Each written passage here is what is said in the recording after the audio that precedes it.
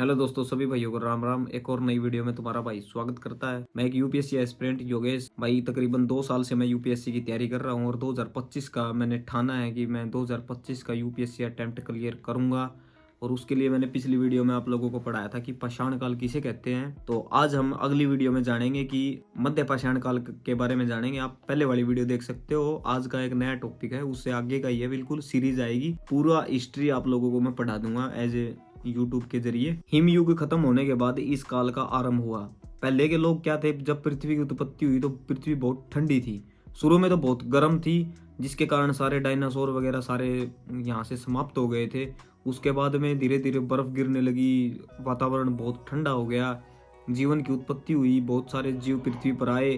तो उस तरीके से फिर पहले का जो युग था वो हिमयुग था। लेकिन हिमयुग जैसे ही खत्म होना शुरू हो गया, उसके बाद में जो काल शुरू हुआ उसको कहते हैं मध्य पाषाण काल। भारत में मध्य पाषाण काल की जानकारी 1867 में हुई थी, जब C.L. कार्लाइल ने विद्यन के क्षेत्र में कुछ उपकरण ढूंढ लिए थे।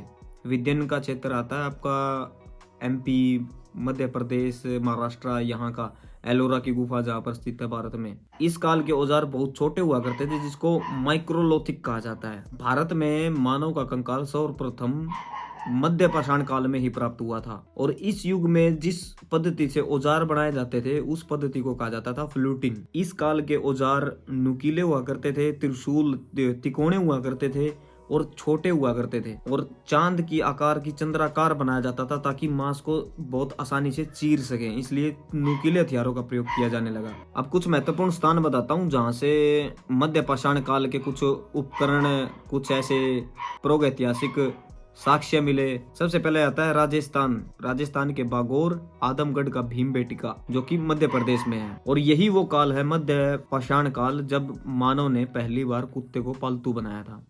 इसके लिए एक हॉलीवुड मूवी है, आप लोग उसको देख सकते हो। इसमें कुछ इंपॉर्टेंट पॉइंट बताता हूँ जो कि एग्जाम के पॉइंट ऑफ व्यू से बहुत इंपॉर्टेंट हैं। राजस्थान की सांबर झील से बहुत सारे साक्ष्य प्राप्त हुए हैं। इसमें नरवा, गोविंदगढ़, लेखवा, ये जो 3 स्थान है, ये वही 3 पुराने स्थान है जहाँ से सबसे पुराना वृक्षारोपण का साक्ष्य प्राप्त हुआ है कि उस समय भी लोग पेड़ पौधे उगाते थे। और स्थायी निवास का साक्ष्य सर्वप्रथम उत्तर प्रदेश से प्राप्त हुआ, जिस जगह का नाम है सराय नाहर राय। और एक जगह है महदहा, जहाँ से स्तंभ ग्रह मिले हैं। और यही वो स्थान है जहाँ से सींग से बने हुए उपकरण और हड्डी से बने हुए उपकरण प्राप्त हुए हैं, यानी कि औजार। हड्डियों का प्रयोग करके औजार बनाए जाते थे, पशुओं के सींगों को नुकीला करके उससे औजार बनाए जाते थे। और मध्य पाषाण काल में ही मनुष्यों ने अनुसंधान के साथ में शवों को जमीन में दफनाना शुरू किया था। वीडियो ज्यादा लंबी नहीं होगी, इसी में हम नव पाषाण काल को भी कंप्लीट कर लेते हैं। आप लोग देखते रहना वीडियो को, बहुत इंपॉर्टेंट है आप लोगों के लिए। अब नव पाषाण काल,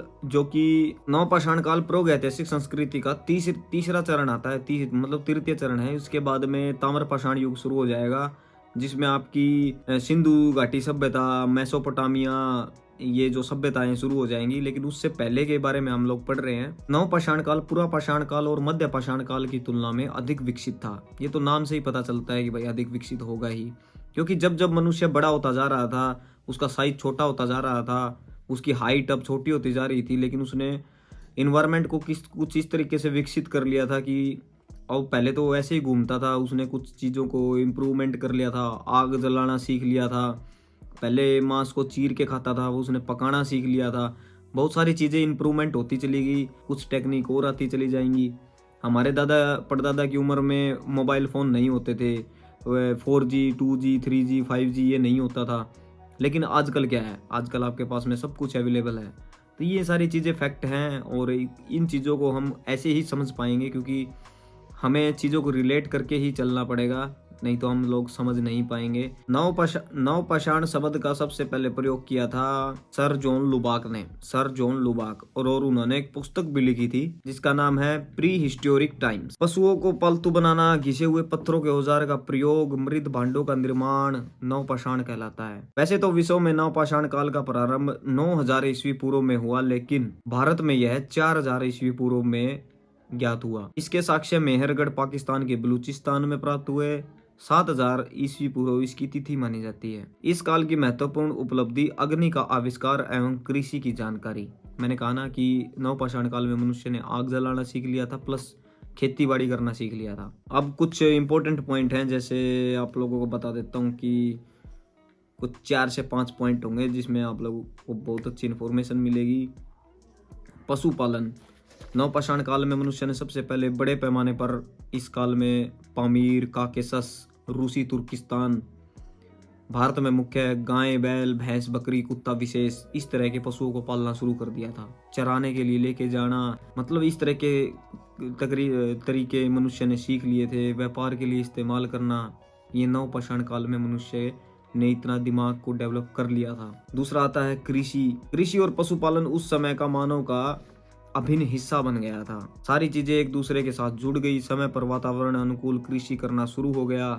अनाज को इकट्ठा किया जाने लगा। इस समय मुख्यतः खेती, गेहूं, जौ, जवार, बाजरा, कुछ इस तरह की खेती की जाने लगी। कृषि की जानकारी बलूचिस्तान के मेहरगढ़, जो कि पाकिस्तान में स्थित है, वहां से मिलती है। यहाँ मिले चावल और पशुपालन के साक्ष्य सबसे पुराने हैं। इसके बाद में आता है कि आवास, वहाँ के लोग किस तरह से घर बनाते थे, कहाँ रहते थे नवपाषाण काल के। सर्वप्रथम घर पशु चर्म से बनाए जाते थे, मतलब पशुओं को शिकार करके उनकी त्वचा से एक झोपड़ी बना ली जाती थी और उसको ढक दिया जाता था ताकि हवा, गर्मी, सर्दी से बचा जा सके, क्योंकि वो गर्म रहती थी। कश्मीरी मानव ने जमीन के अंदर वृत्ताकार घर बनाकर रहना शुरू किया था। चिरांद और दक्षिण भारत का मानव भूसी और मिश्रित मिट्टी की गोलाकार दीवार बनाकर, यानी कि पराली होती है, जो तूड़ी भूसा होता है, उसको उसके अंदर मिट्टी को मिला लिया जाता था, एक लेप बना लिया जाता था और फिर उसको लकड़ियों के ऊपर लेप लगा दिया जाता था ताकि बारिश से बचा जा सके, क्योंकि दक्षिण भारत में बारिश बहुत ज्यादा होती है। जिसकी छत घास फूस की होती थी। नवपाषाण काल में ही मानव ने बस्तियों में रहना शुरू कर दिया था। बुर्ज होम में कुत्ते के दफनाए हुए साक्ष्य प्राप्त हुए हैं। ये बहुत इंपॉर्टेंट क्वेश्चन है, जो कि एक अनोखी प्रवृत्ति है। वाकई में एक प्रवृत्ति है कि कुत्ते को भी दफनाया जाता था, तो इसका मतलब है कि मानव में एक भावना भी होती थी, एक भावना भी डेवलप हो गई थी मनुष्य में। मुद्रा विनिमय साधन, यानी कि उस समय के लोग किस तरह से आदान प्रदान करते थे वस्तुओं का, अमीर गरीबी किस तरह से एक तरीके से निर्माण की जाती थी। उस समय कोई पैसा तो था नहीं, लेकिन फिर भी पशुओं के झुंडों को बहुत ज्यादा क्षेत्र पर कृषि करना, अनाज उगाना, एक दूसरे की वस्तुओं को आदान प्रदान करने के लिए कृषि और पशुओं का इस्तेमाल किया जाता था और अदला बदला भी इसी से किया जाता था। ये आज हमने पढ़ा मध्य पाषाण काल और नव पाषाण काल के बारे में। और अब अगली वीडियो में हम लोग जानेंगे कि ताम्र पाषाण काल। पहली बार मनुष्य ने तांबे की खोज की थी। कांस्या, तांबा, लोहा, तब उसने ये तीनों चीजें इस्तेमाल करनी शुरू कर दी थी। उसके बारे में मैं अगली वीडियो में आप लोगों को फुल इन्फॉर्मेशन के साथ मिलता हूँ। तब तक के लिए जय हिंद। और तुम्हारे भाई को प्यार देना, मेरी एक यूपीएससी की जर्नी में मेरा साथ देना भाई। आप लोगों के साथ तैयारी करने का मेरा सपना है। जय हिंद, जय भारत।